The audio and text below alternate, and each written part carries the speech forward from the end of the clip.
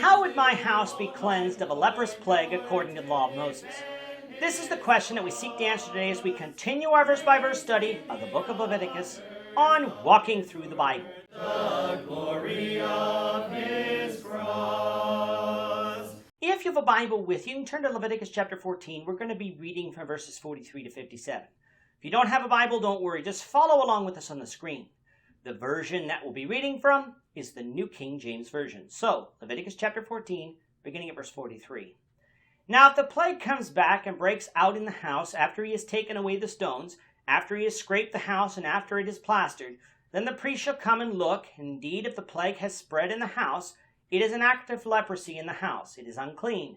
And he shall break down the house, its stones, its timber, and all the plaster of the house, and he shall carry them outside the city to an unclean place.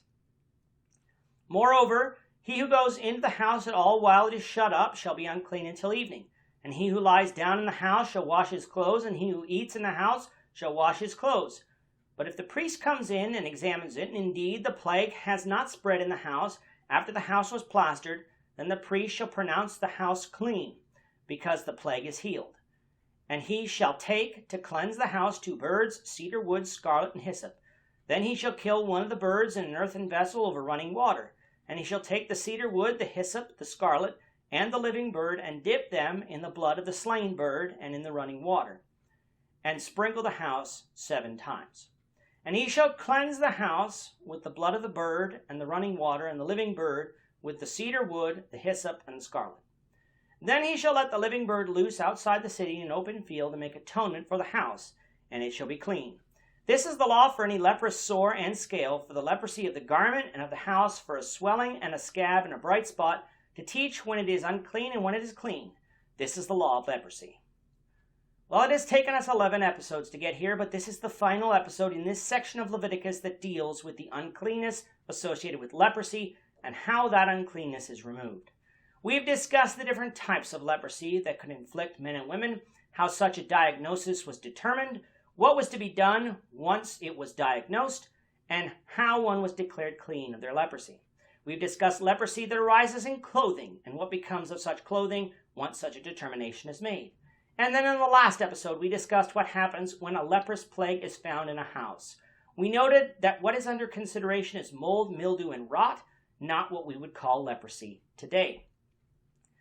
If it was suspected that this plague existed, the priest would examine it, and most likely would then close the house off for habitation for 7 days. This would act as the isolation period that we had for leprosy in people in chapter 13.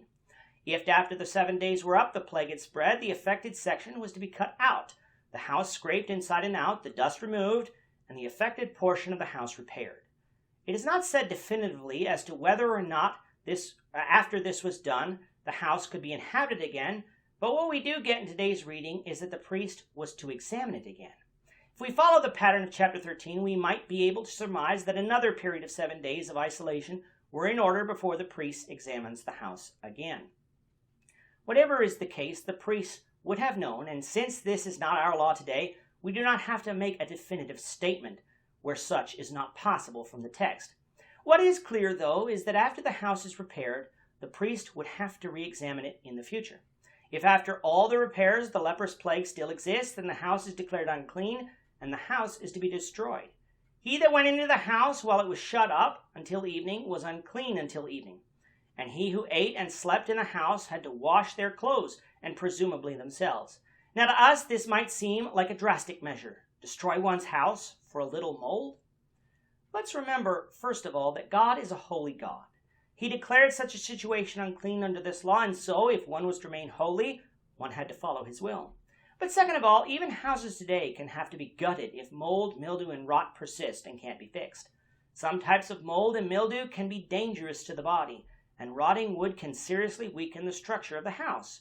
If you try to fix the situation and can't, more drastic measures would need to be taken. So even today, some of these measures are still followed, even though the law of Moses is not our law. What if a priest comes and examines the house after its repairs and finds that the leprous plague had not spread? Then a ceremony would be performed that would pronounce the house clean. This perhaps is the best evidence that the house wasn't to be inhabited after it was repaired, for why would you be allowed to inhabit a house that would be unclean? but again, this is only our assumption. The ceremony that the priest performed mirrored the ceremony from earlier in the chapter as it concerned the purifying of a leper. 2 birds were brought along with cedar wood, scarlet, and hyssop. One of the birds was killed over running water, while the living bird, the cedar wood, and the hyssop, and the scarlet were dipped in the blood of the dead bird. These were then used to sprinkle the house with the blood 7 times. Following this, the bird was set free over a field. The entire process was said to make atonement for the house in order to make it clean. Atonement is usually associated with sin, but since we know that the house can't sin, what is meant here?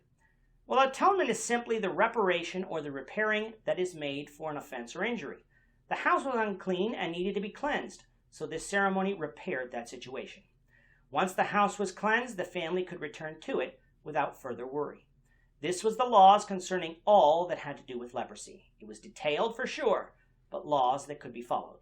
With that, our time is up for today. The Lord willing, we hope you'll join us for tomorrow's discussion of Leviticus chapter 15, verses 1 to 12, as we continue our walk through the Bible, one verse at a time. Thank you for watching today's episode. We hope that you found it edifying and ask that you not only subscribe to our channel and podcast, but that you like and share this episode among your friends, so that the saving gospel of Jesus Christ can go out to the whole world.